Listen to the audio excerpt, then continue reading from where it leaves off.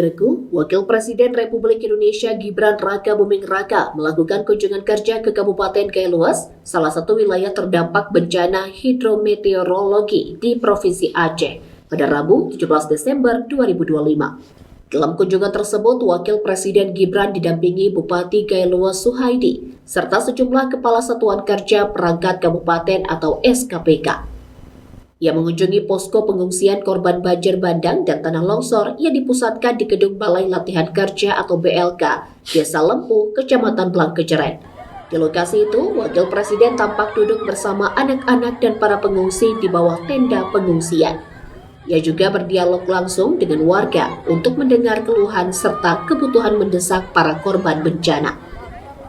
Selain meninjau posko pengungsian, Wakil Presiden Gibran juga mendatangi sejumlah titik lokasi bencana yang menyebabkan jembatan putus, diantaranya Jembatan Aibobo, serta permukiman warga di Desa Rigep, Kecamatan Dabun Gelap. Dalam dialognya dengan para pengungsi, Wakil Presiden menegaskan bahwa pemerintah pusat hadir untuk membantu dan meringankan beban masyarakat terdampak bencana. Ia juga menyampaikan rasa prihatin dan duka atas musibah banjir bandang dan tanah longsor yang melanda Kabupaten Kailua.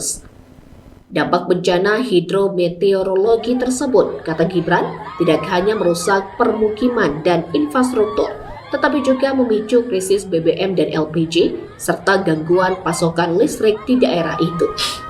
Dalam rombongan kunjungan tersebut turut hadir seorang wakil menteri. Wakil Presiden Gibran meminta agar pasokan BBM ke Kabupaten Kailua dimaksimalkan, serta mendorong PLN segera mengoptimalkan kembali aliran listrik bagi masyarakat. Usai kunjungan di Kailua, Wakil Presiden Gibran Rakabuming Raka melanjutkan agenda kunjungan kerjanya ke Kabupaten Pidi dengan menggunakan helikopter untuk meninjau lokasi bencana hidrometeorologi di wilayah tersebut. Dari Kailua, Rasidan, Tribun Gayo.